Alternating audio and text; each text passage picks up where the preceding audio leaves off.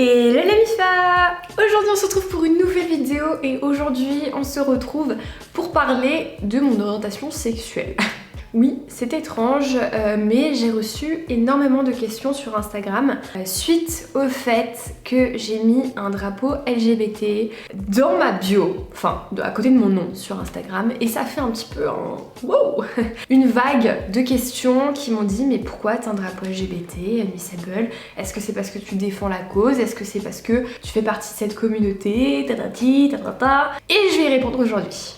Mais quand même, avant qu'on en parle, je tiens à dire que je n'y connais pas grand chose dans tout ce qui est communauté LGBT. C'est une cause que je défends, mais je ne l'ai pas beaucoup étudiée, donc si je m'exprime mal, si je dis un terme mal, c'est jamais négatif, c'est juste que je ne le sais pas, donc je dis des bêtises, mais faut pas m'en vouloir. Bref, alors, bon.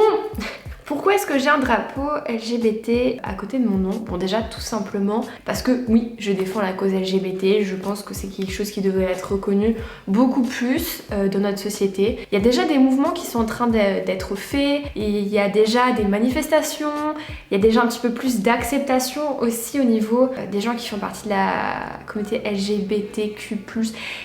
Vous voyez, ce genre de truc, je ne sais pas. Mais bref, en gros, tous les gens qui sortent un petit peu des barrières, les gens bisexuels, les gens pansexuels, les gens transgenres, bref, il y en a beaucoup. Tout ça, je le défends énormément, c'est une cause qui me tient énormément à cœur, l'acceptation de tous. Au final, c'est leur vagin, c'est leur pénis, c'est leur utérus, ils font ce qu'ils veulent, ça ne vous concerne pas. Donc pour moi, c'est quelque chose qui doit être reconnu beaucoup plus aujourd'hui. Voilà, d'accepter que chacun fait ce qu'il veut de son orientation sexuelle, qui couche avec qui il veut, qui s'il a envie de changer de sexe, il change de sexe. C'est pas votre problème, c'est le leur, donc peace and love. Bref, on n'est pas là pour parler de ça, enfin si, mais plus particulièrement de moi.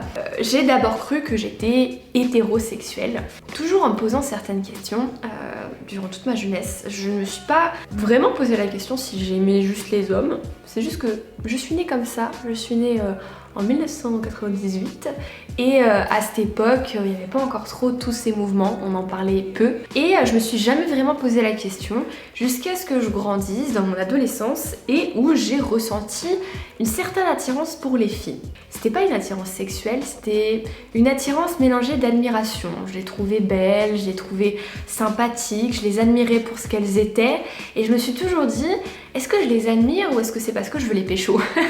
Voilà, à cette époque j'avais 14 ans donc c'était pas bizarre, c'était plus de l'admiration. Puis en grandissant, j'ai entendu parler de la pansexualité. Et aujourd'hui, je m'estime pansexuelle. Alors, qu'est-ce que ça veut dire? Selon moi et selon ce que j'ai compris, ça veut dire que on tombe amoureux d'une âme, d'une personnalité et non d'un genre. Donc je pourrais tomber amoureuse de toutes les âmes sur cette terre, que ce soit une personne transgenre, que ce soit une personne hermaphrodite, que ce soit un homme, une femme, peu importe. Je tombe amoureuse d'une personnalité.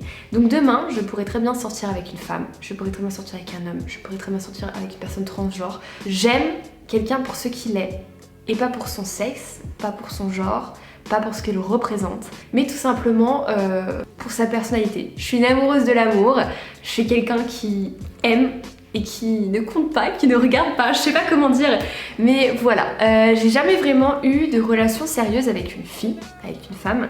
Je me suis toujours dit que voilà, si demain je tombe amoureuse d'une fille, je pourrais très bien sortir avec. C'est pas quelque chose qui me bloquerait, donc je m'estime pansexuelle.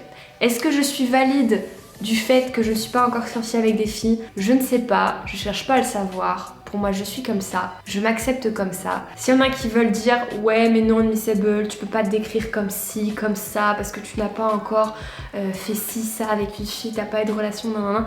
Écoutez, bien, soit, pensez ce que vous voulez. Moi, je m'estime pansexuelle, je suis heureuse de l'être et voilà. Est-ce qu'on appelle ça un coming out? Je ne pense pas, j'en sais rien, mais j'ai énormément de questions à ce sujet, donc je voulais y répondre. J'espère que ça allumera votre lanterne, que vous en saurez un petit peu plus sur moi. J'aime l'amour, j'aime les gens et je ne me limite pas à un genre. Voilà. Du coup, j'espère que cette vidéo vous aura plu, c'est terminé. Lâchez un pouce bleu si c'est le cas. J'ai parlé juste de moi, mais j'avais besoin d'en parler, de le dire. N'hésitez pas à me dire en commentaire quelle est votre orientation sexuelle. On est là pour prôner l'amour de tout le monde. Je ne juge personne, donc allez-y, ne vous inquiétez pas, les yeux fermés, on n'est pas là pour juger. Dans la communauté, je supprimerai chaque commentaire que j'estime indécent et qui n'a pas sa place ici. Et au passage, n'hésitez pas à me rejoindre sur mon compte Mime et mon compte OnlyFans. J'ai rejoint ces deux plateformes parce que je me fais censurer sur Instagram. J'y poste des photos de moi en lingerie, en nu artistique, tout ce que j'aime. Pour moi, le corps d'une femme est un art.